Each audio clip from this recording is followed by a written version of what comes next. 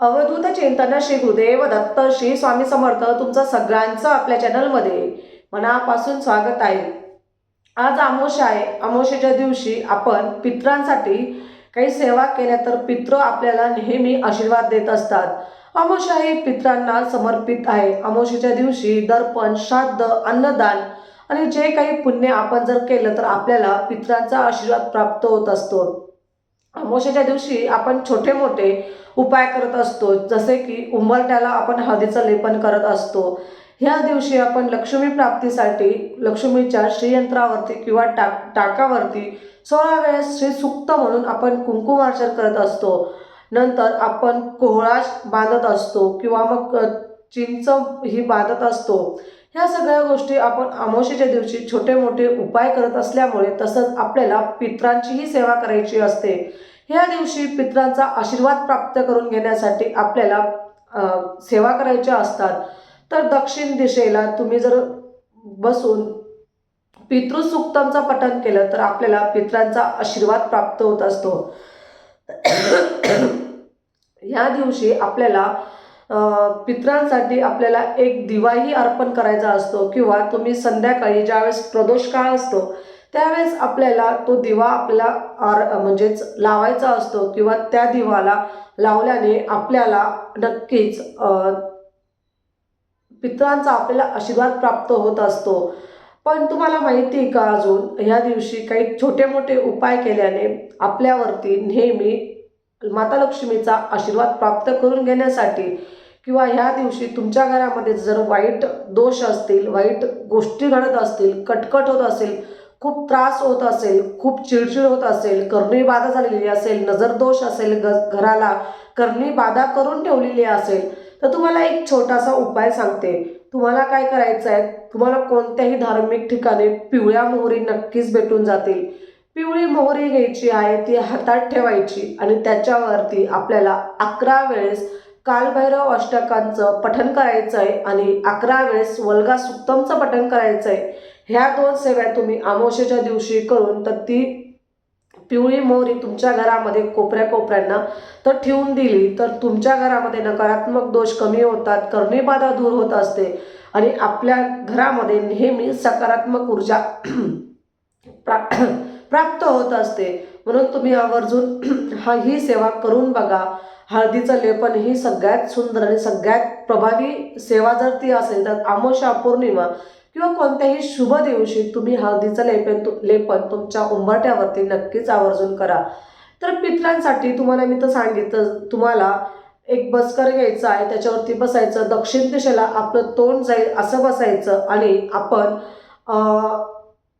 याचं पठण म्हणजेच पितृ स्तोत्रमचं पठण आपल्याला नित्यसेवेच्या पुस्तकात भेटून जाईल, त्याचं पठण करायचं आहे 1 वेळेस। तर पितरांचा आशीर्वाद तुम्हाला नक्कीच भेटेल। तुम्ही संध्याकाळची देवपूजा करणार त्याच्या आधी हे पितृसूक्तमचं पठण करून घ्या आणि त्याच्यानंतर तुम्ही हातपाय स्वच्छ धुवून आणि मग तुम्ही देवपूजा, दिवाबत्ती किंवा मग त्या गोष्टी करू शकतात। त्याच्यानंतर तुम्हाला संध्याकाळी प्रदोष काळामध्ये ज्यावेळेस आपल्या घरामध्ये लक्ष्मी येण्याची वेळ जेव्हा असते त्यावेळेस आपल्याला काय करायचं असतं की त्यावेळेस आपल्याला 4 मुखी दिवा म्हणजे चौमुखी दिवा करायचा आहे। तुम्ही कणकेचा दिवा घ्या किंवा पंतीमध्ये 4 वाती, सगळ्या साईडला 4 वाती लावून घ्या आणि तो दिवा तुमच्या घरामधले कोणतीही दक्षिण बाजू जर येत असेल तर त्या दक्षिण बाजूला तुम्ही तो दिवा नक्कीच लावा। तुम्ही साध्या तेलाचा लावू शकतात किंवा तिळाचं तेल असेल तर तिळाच्या तेलाचं घ्या, त्याच्यामध्ये तुम्ही पांढरी तीळ, काळी तीळ टाकू शकतात।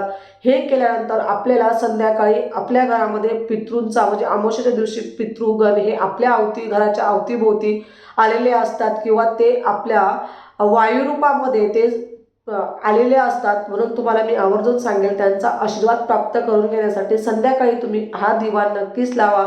चौमुखी दिवा म्हणतात त्याला। तुम्ही कणकेचाही करू शकतात किंवा मग तुम्ही पंथीमध्येही ठेवू शकतात।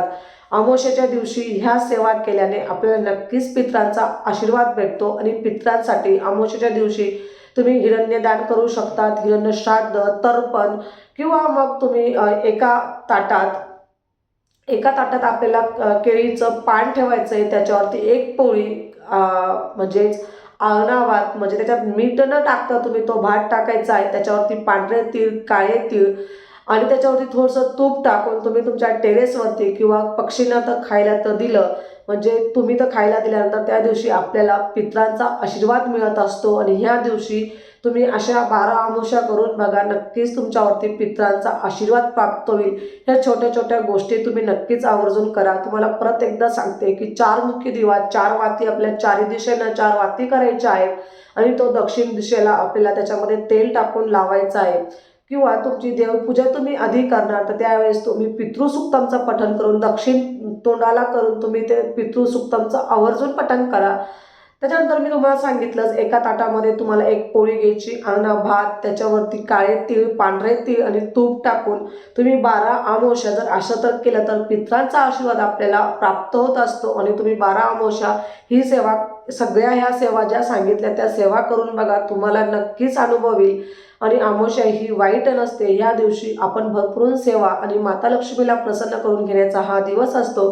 अमावस्येच्या दिवशी आपण खूप सेवा केल्यावरती आपल्या घरावरती घराची नकारात्मक ऊर्जा किंवा मग घरातली करणी बाधा, दोष या सगळ्या गोष्टी निघून जातात. म्हणून लक्ष्मी प्राप्त करून घेण्यासाठी आणि अलक्ष्मी बाहेर काढण्यासाठी ह्या सेवा तुम्ही आवर्जून करा.